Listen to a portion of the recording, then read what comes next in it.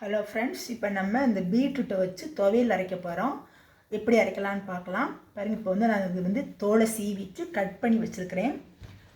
Beetroot, இது தேவையான பொருள் பாருங்கள். தேங்காய், கடலைப்பருப்பு, சீரகம், புளி, ஒரு மிளகாய் எடுத்துருக்கிறேன். நீங்கன்னா 2 எடுத்துக்கலாம். காரம் கம்மியாக தாங்க நம்ம சாப்பிடுவோம். கருவேப்பிலை, வெங்காயம். இது என்ன செய்யலான்னு பார்க்கலாம் வாங்க. இப்போ வடைச்சட்டி அடுப்பில் வச்சுட்டோம். சட்டி காஞ்சிட்டோம்.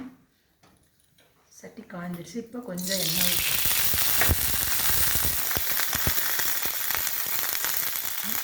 சிம்மில் வச்சுக்கலாம். இன்னொன்னா வறுத்தெடுக்கணும்.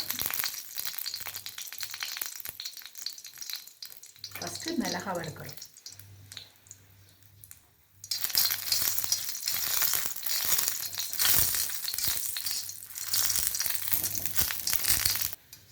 மிளகாய் வறுத்து எடுத்துட்டோங்க.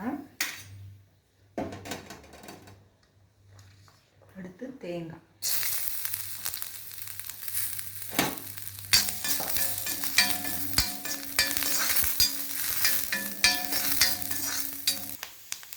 இப்போ பொன்னிறமாக தேங்காய் வறுபட்டுருச்சுங்க. இந்த சமயத்தில் நம்ம சீரகம் போடணும். சீரகம், கொஞ்சம் புளி,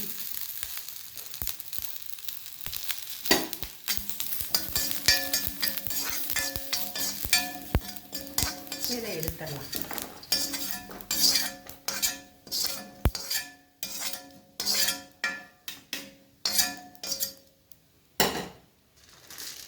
இப்போ கடலைப்பருப்பு ஒவ்வொன்றையும் தனித்தனியாக தாங்க போட்டு வறுக்கணும்.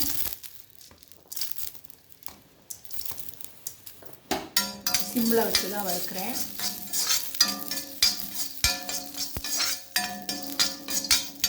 கடலைப்பருப்பு வறுத்தாச்சுன்னா இப்போ நம்ம அதே எடுத்துடலாம்.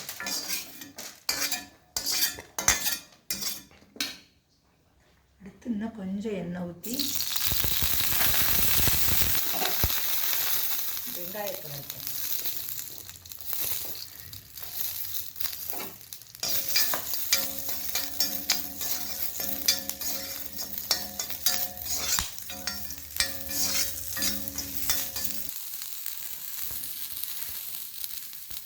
வெங்காயம் வதங்கிடுச்சுன்னு இந்த சமயம் நான் கருவேப்பிலையும் போட்டு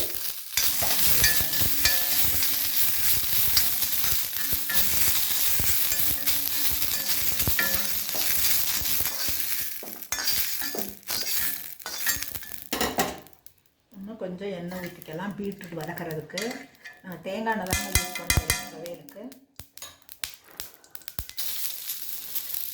நல்லா சிம்மிலையே ரொம்ப நேரம் வதங்கணும். ஒரு 10 நிமிஷத்துக்கு போல் வதங்கணும். பீட்ரூட் பொதுவாக நம்மளுக்கு சாப்பிட்றதுக்கு பிடிக்காதுங்க. இப்படி துவையல், சட்னி, பச்சடி அதெல்லாம் வச்சு சாப்பிட்டா குழந்தைய கூட விரும்பி சாப்பிட்டுக்குருவாங்க.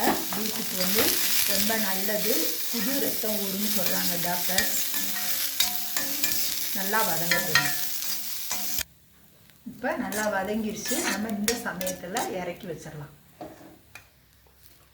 அப்படியே ஆறட்டும். நம்ம நல்லா ஆறுனதுக்கப்புறம் எல்லாத்தையும் அரைச்சிடலாம். இப்போ ஆறட்டும். இப்போ நல்லா ஆறிடுச்சுங்க. இப்போ நம்ம அரைச்சிட்டு வந்துடலாம். பாருங்கள், மிளகாய் வத்தல்,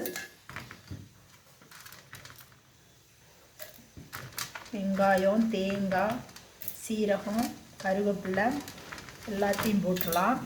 பருப்பை மட்டும் கடைசி போட்டு தாங்க அரைச்சி எடுக்கணும். ஃபஸ்ட்டு போட்டால் ரொம்ப நைஸாக மழுமழுன்னு ஆயிடும். இதை நம்ம அரைச்சிட்டு வரலாம்.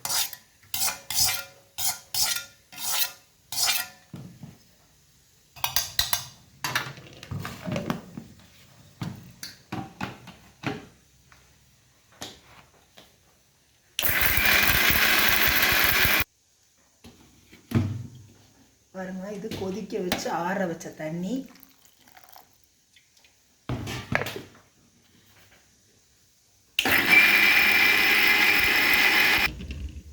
இப்போ நம்ம அரைச்சிட்டோங்க. இந்த சமயத்தில் நம்ம கடலைப்பருப்பு போட்டுக்கலாம்.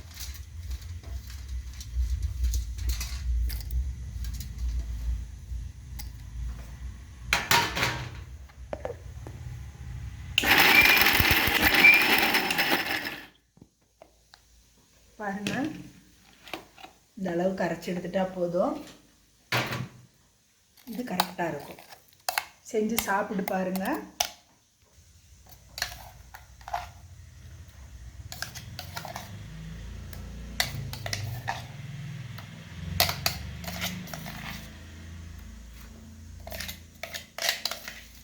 இதை நம்ம சோத்தில் போட்டு சாப்பிட்டுக்கலாம். சைடாக துவையலாகவும் வச்சுக்கலாம். ரொம்ப டேஸ்ட்டாக இருக்கும், சாப்பிட்றதுக்கும் நல்லா இருக்கும், சத்து வேறு. நீங்கள் சாப்பிட்டு பார்த்துட்டு கமெண்ட்டில் எப்படி இருக்குன்னு சொல்லுங்கள். லைக் பண்ணுங்கள், சப்ஸ்கிரைப் பண்ணுங்கள்.